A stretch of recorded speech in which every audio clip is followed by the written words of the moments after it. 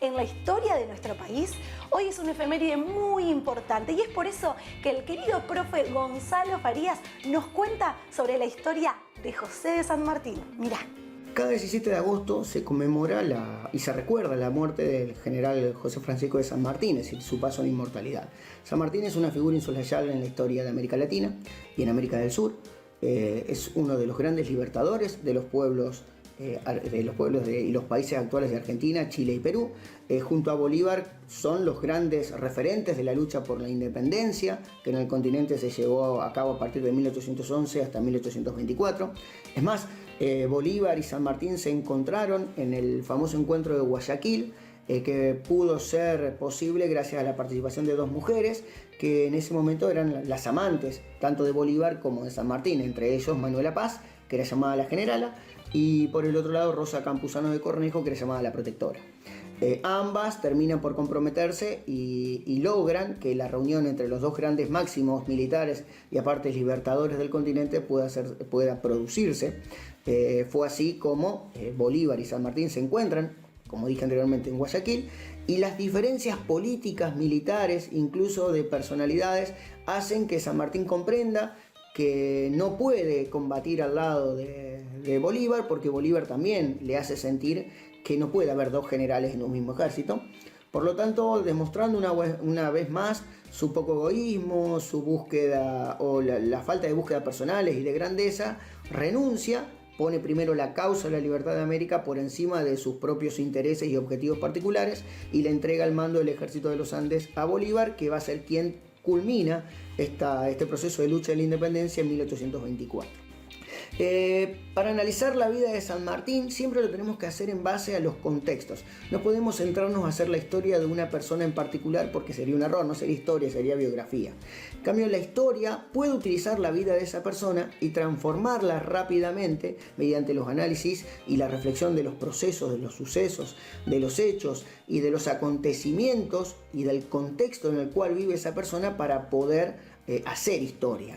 En el caso de San Martín, San Martín vivió en un mundo muy cambiante, muy difícil, muy violento y con grandes transformaciones. Estamos hablando en el siglo XVIII. El siglo XVIII va a ser conocido como el siglo de las grandes revoluciones.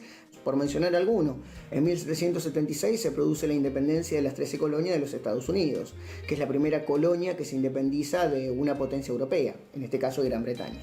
En 1789 se produce la Revolución Francesa, que es una revolución que cambia la estabilidad política de Europa, es decir, empiezan a desaparecer las monarquías, desaparece el absolutismo, se imponen tres conceptos claves que van a marcar los hechos posteriores y la vida actual, que va a ser la libertad, la igualdad y la fraternidad, o como en términos franceses, égalité, liberté y fraternité.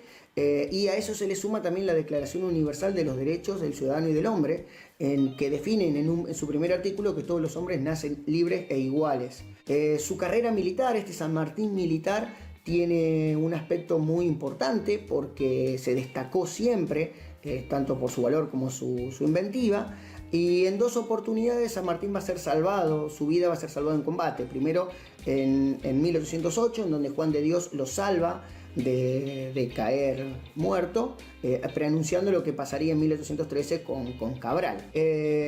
San Martín tiene que abandonar España en esta gran carrera militar que a los 15 años ya lo había transformado en un jefe de tropa, cosa que a muchas personas les llevan 30 o 40 años poder hacerlo. San Martín a los 15 ya lo era.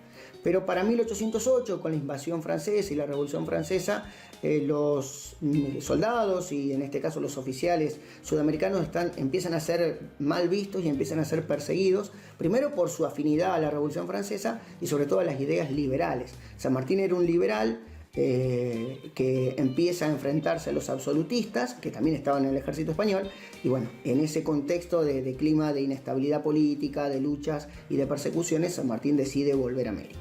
Para 1810 también se entera que en el Río de la Plata se produce la Revolución de Mayo y se comienza este proceso de ruptura de las relaciones de dominación colonial y la búsqueda de la independencia.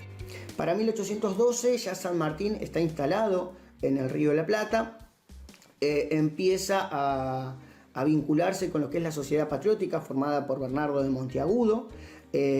Junto con la Sociedad Patriótica va a conformar la llamada Logia Lautaro, que no era algo nuevo. San Martín siempre perteneció a distintas logias. Cuando estaba en Cádiz, perteneció a la logia de Cádiz, tuvo contacto con la logia de los Caballeros Americanos o de la Gran Americana, donde estaban Simón Bolívar, Francisco Miranda, Bernardo O'Higgins, que van a participar en la independencia de cada país. Pero no hay que verlo de esto como planes misteriosos, sino que las logias, las formas de reuniones secretas, era la manera de discusión política que tenían estos soldados, porque era en un tiempo en donde hablar de política o discutir de política podía provocarle la muerte. Entonces el secretismo era una manera de reunirse, no hay que verlo con cuestiones ocultas o misteriosas.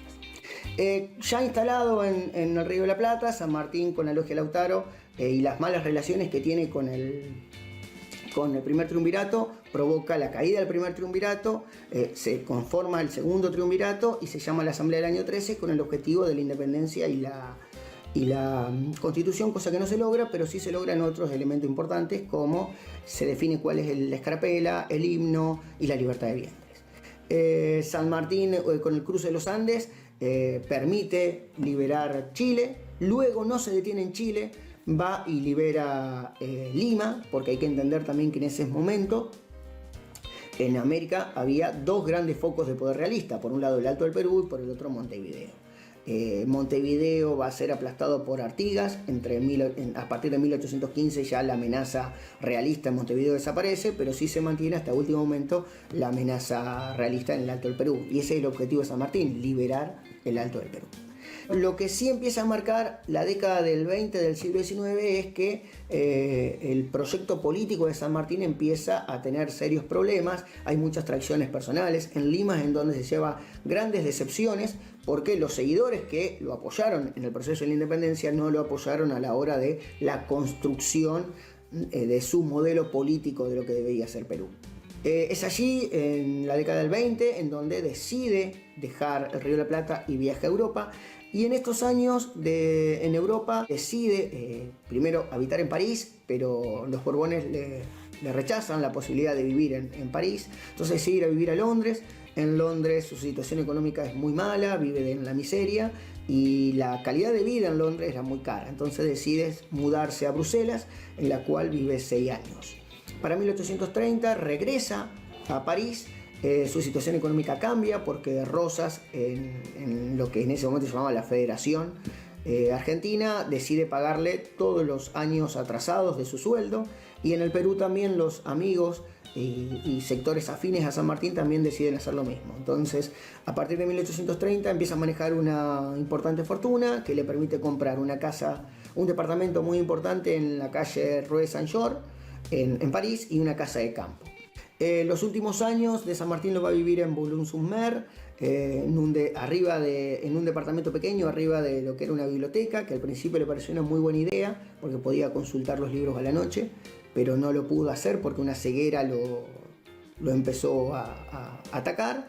Hubo un intento de operación, pero no salió bien. Y ya para 1850 San Martín sufría de asma, de reuma, de úlceras y estaba casi ciego. Y el clima de la ciudad no fue muy beneficioso para sus problemas preexistentes, lo que lo llevó al 17 de agosto de 1850 a fallecer.